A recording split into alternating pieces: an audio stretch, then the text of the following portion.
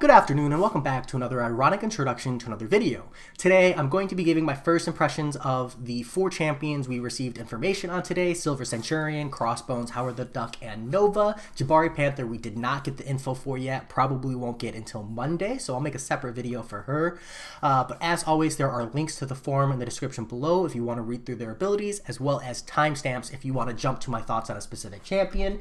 That said, I'm going to dive right in with Silver Centurion. Now, this is our 8th Iron Man clone, which from an animation and visual perspective, I personally don't have too big of an issue with.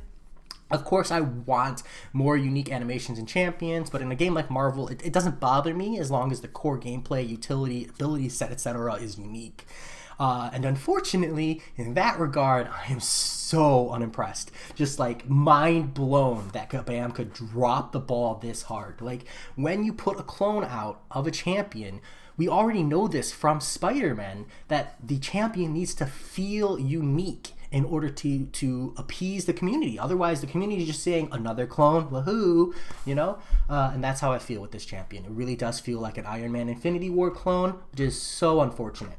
That said, some positives first is he is shock immune and bleed immune while he has his Silver Centurion armor, which he receives at the start of the fight and triggers every 10 seconds if he loses it for some reason, which is nice. I like a shock immune champion. We don't have a ton of those, so another one is actually very nice to have in the game. The thing is that this ability is not unique at all. Actually, Iron Man Infinity War has an incredibly similar ability, which is when it's called Molecular Armor Passive, which is when he has molecular armor, it provides full immunity to bleed and cold snap effects. So instead of cold snap, it's shock here, which is just unimpressive. It's nice from a utility perspective, but it's just not at all unique, which is very unfortunate. They could have just given him this permanently. They didn't need to apply it to the armor break. They could have just said, because due to his armor, he has bleed and shock immune, and then don't apply the armor break thing. And would have felt a little different at least, but this is literally just a copy paste ability, and they switched out the effect, which feels super lame. After that, though, another positive is that he's a non-crit champion, and as we see continuously crit punish nodes in the game, to the extent that you have to bring a non-crit, it's nice to see more non-crits in the game. It just raises the accessibility of that roster utility, so I do like seeing that in general. And that's about where my impressed or pros of this champion kind of end, because from here it just feels lame. So we'll start with the main core of his kit, which is plasmas, which very much like Iron Man Infinity War, he applies plasmas by fusing incinerates and shocks. His are a little more accessible, and his kit of plasmas is centric around this lock-on ability. So essentially, when the lock-on is not active, you're going to do 5-hit combos ending with a light. So every time you would crit, you place a shock, and whenever you end with a light attack, you place an incinerate, and you'll immediately get a plasma. So the plasma generation is much quicker and much more accessible, which is nice. And then once you lock on, you're going to do 5-hit combos ending with a medium to get extra burst for all of your plasmas. So you'll just switch off between the two of those. So when you're locked on, you'll do the medium ends. When you're not locked on, you'll do the light ends. You'll build up plasmas, or you'll be getting burst damage. And that's pretty much just his core rotation on attacks. Pretty simple, so that's nice, even though it's like a brick of text, like a whole book here. And then he gets added benefits from the lock on across his specials and kit in general, which isn't crazy impressive. Essentially, just know that you're getting free stuff. And if you actually get interested in using him, you'll want to check it out. But none of it is like too crazy impressive to me that I think it's worth talking about. It's just an added thing to keep an eye on. And honestly, in my opinion, overcomplicates the kit. I don't think they needed to make him this complicated. I think they could have done this entire champion without the lock-on effect. I don't feel like any of the benefits of the lock-on are so powerful that they needed the added complexity. They could have just kept it at the medium to the light attack end and the medium end, and then kept the rest of the kit exactly the same, and just give you all the benefits without having to worry about it. I don't know, maybe that's just me. I'll have to wait and see actual in-game numbers, because maybe the damage is insane to the point where it needed that extra complexity in order to justify it. And then he does have the ability of heal block on his SP1, so some nice utility there. And then slow on his heavy. Now, I like that he has a slow. That's nice. I don't think we have an Iron Man with a slow, but my issue is that they nerf it a little bit by saying that opponents with a natural class advantage cannot be slowed, and I just feel like this was incredibly unnecessary. Heavy attack slows are already like very conditional, and so they're reliant on you being able to stun or punish heavy or special punish, or maybe even potentially heavy corner is an option. So the accessibility of a heavy slow is just not realistic, or as accessible as it needs to be, to the point where I felt like they had to say, can't use it versus Cosmic Champions, can't use it versus Maestro, etc. But the Cosmic Champions is the one I'm going to focus on here. Additionally, 10 seconds is not long, so you need to be able to consistently reapply it. Just isn't great. It's very, very unfortunate. And the reason I harp on this in particular is when I see a heavy slow, the biggest value I think that it adds to the game is for the champion boss in 6.2.6. Now, it might come up later, it might have a lot of value later in the game, but at the moment, that 6.2.6 champion boss is the biggest value I think of, and you just immediately cannot use this Silver Centurion there, because they said, nope, it will not work. And I just feel like that was incredibly unnecessary. It would have been another tick of utility for him on a relatively niche fight already, where he wouldn't even have been great for. It would have been just like subpar for, but at least an option for. And I just think that it was Kabam trying to be cutesy with the whole class advantage, class disadvantage, and I don't think this is where they should have done it. I think that if they wanted to be cutesy with it, they shouldn't have done it on lock-on. They could have affected the duration, or maybe like here they say you need to remain near the opponent for 12 seconds. They could have said, except for class advantage, where you need to be near the opponent for 16 seconds, or the lock-on, it falls off over time when you're far away from the opponent. So it could be versus opponents with a class advantage, it falls off at an accelerated rate, kind of like Omega Red, where it falls off, but then you use like the Sabertooth synergy to make it ramp up quicker, kind of like an inverse of that. I think that would have been way more thematic to the character and way less punishing to the core utility, because this mostly affects damage rather than anything else. And they did it here. They did it already with the 25%, and honestly, I think this was enough. They didn't need to clip the wings of this slow. It just feels like an oversight, and it's a big hang up for me. But overall, if the damage numbers are really good, there is utility here. He does add to the pool and accessibility. Unless the damage numbers are insane, which sometimes they are, I'm not impressed. I think that they really dropped the ball on the clone, where they had so much potential in the kit. That said, let's move on to Nova. So for Nova, he's not getting a full change, he's just getting a few changes here. Now, my initial impressions of Nova, just when I heard that he was getting one, was that Nova has a kit centered heavily on defense.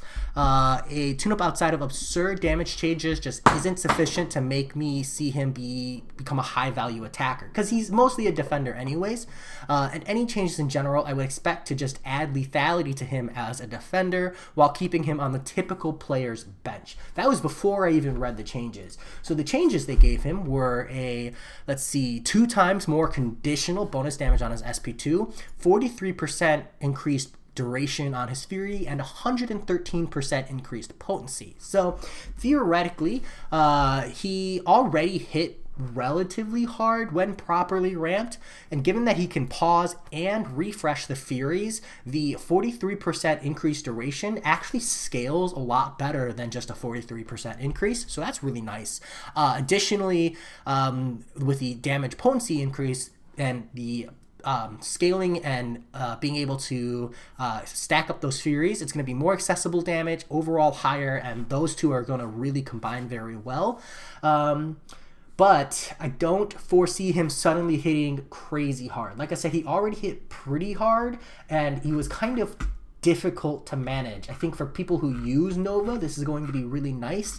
But outside of the situation where, like, pending his safety potential as a intercepting champion, intercepting champion for Grandmaster, Ebb and Flow Intercept, etc., etc. I don't think this damage boost is going to be enough to put him on people's radars. Now, I could be wrong, pending absurd damage, which I just don't think is there, then he could potentially hit there. But overall, I think what this really does is it's a nice bonus for people who already like Nova, and for people who don't, it's just going to make him a little more lethal as a defender, which is fine. People already kind of have to respect him as a defender and bring a proper counter, and this doesn't really affect those situations.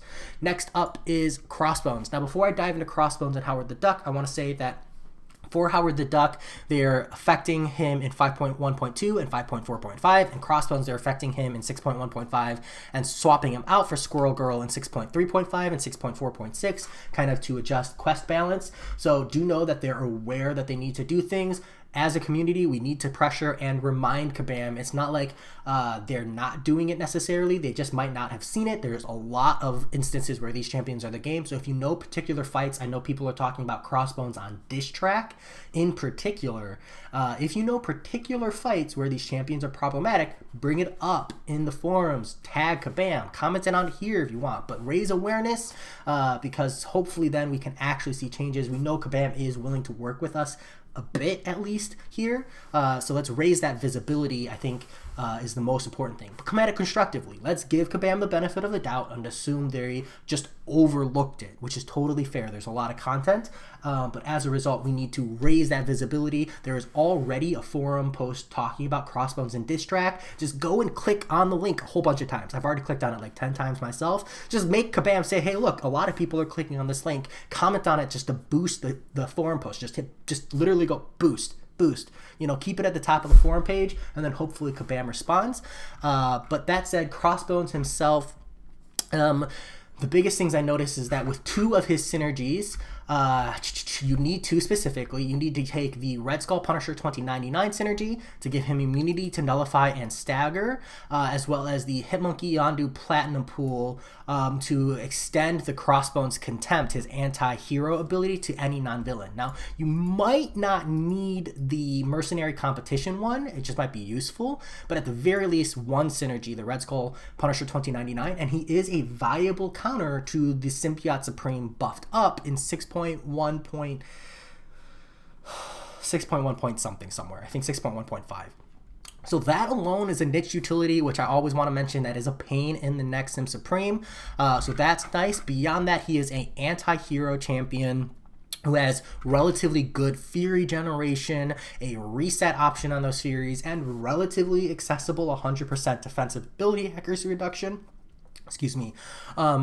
So the reason I say relatively is the Furies aren't like the longest lived, and if you're not fighting a hashtag hero champion, it might not be super easy because you need 5 Furies for 100% defensive ability accuracy reduction.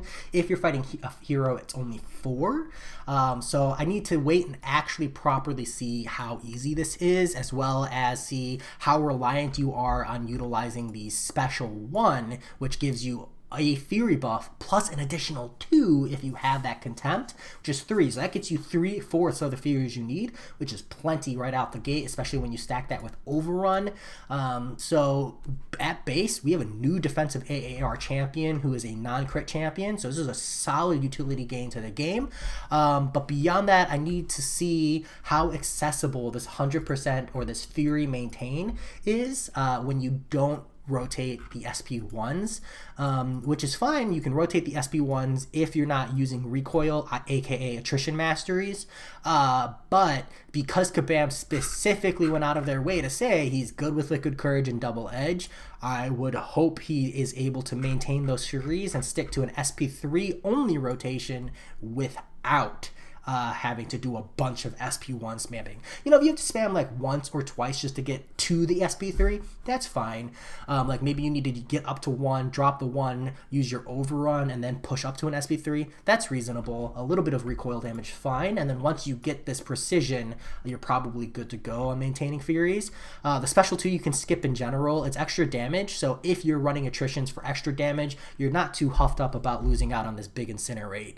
But beyond that, I think just in general, this Crossbones is a good addition to the game. They really kept his non-crit defensive ability accuracy reduction value, and I feel like they gave it a nice little boost. I like that he's anti-hero, which is really cool mechanic, and his synergies are actually really worth noting for once, which is always nice. So for him, I think the biggest thing is whenever you're messing with defensive ability accuracy reduction, it comes down to the player base actively utilizing it and generating awareness of where this champion is or is not good. So I'll keep an eye on him. He already hit okay. The damage numbers do look a lot better. So as long as the damage is meeting average to above average, it is a solid placement for utility. Relatively niche, but very, very solid. So I'll keep an eye on, and I'll put an asterisk on the niche there because it's very possible that because he's anti-hero and there's a ton of heroes in the game, he could be a new ability accuracy reduction king. I don't think so, but it's very possible. So I'm going to keep a close eye on Crossbones going forward. Next up is Howard the Duck. So Howard the Duck, my first thing, a little bit of a rant, is if you know me, you know I hate defense-based abilities, and I'm going to give them the benefit of the doubt because they don't describe how it works here with the button masher and the auto masher that is always active as a defender.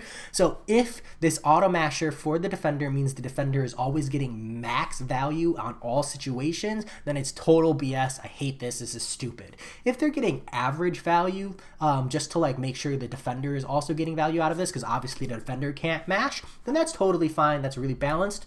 So I'm just going to wait to see how that drops before I get annoyed or not. But I might have to re-rant about defender abilities and honestly how easy it is to not do this. Like instead of, like, I get that they wanted to give the defender this. I'm hoping it's just an average value because then I don't need to rant. But if it's not, then it's just going to be me ranting about how all they had to do is instead of saying while fighting as a defender, auto masher is always active, they just say while fighting as a defender, Howard the Duck will always get the average value. That's it. Period. Don't even need to put auto masher active because it just triggers these extra benefits. Super easy.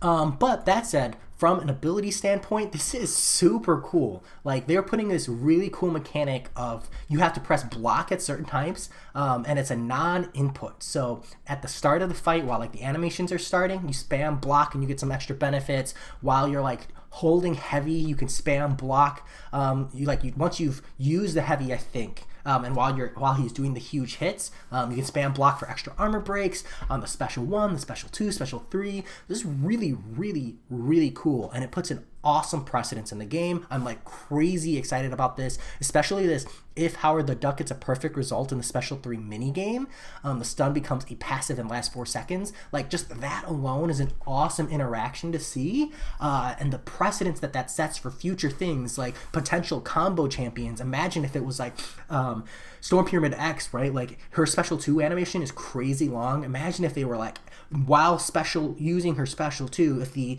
player does attack, block, attack, or attack, dash back, attack, Storm Pyramid X will gain an additional prowess, like extra benefits for non-input actions. And the fact that Kabam is aware that coding allows for players to input actions mid-animation is super, super, super awesome. And I really hope we see more. And the usage here is really, really great. It's super simple. It's just one type of mashing. I'm very, very excited for it. I still hate Howard the Duck. And I don't see anything about sound effect changes, so I doubt I'll be using him, but it's still really cool. And then finally, or second to finally, is they did make him a domino counter. Like this isn't, they're trying to be slick. It's cute, but this is a domino counter, and I always appreciate that. That's actually really, really nice, super accessible, and just kind of like a small note. I see no more heal and no more thunderquack. I wonder if any Howard the Duck mains are gonna grab their pitchforks over that and storm the castle. Just a little bit of teasing. Overall, the changes and the buffs and the new champions look really solid. I have a little bit of hype for the new one. I'm really hoping Jabari Panther is super awesome. Honestly, out of all of the changes, she's the one I'm looking forward to the most as a new champion. So fingers crossed she's not disappointing like Silver Centurion, which I really hope is there, because honestly, we only have 2 Black Panthers. So Killmonger also fits the bill, but hopefully she feels really unique and is attacker centric, especially since Silver Centurion is a little lackluster. Maybe that extra time got put on Jabari Panther. But as always, let me know what you think, and I'll talk to you all later.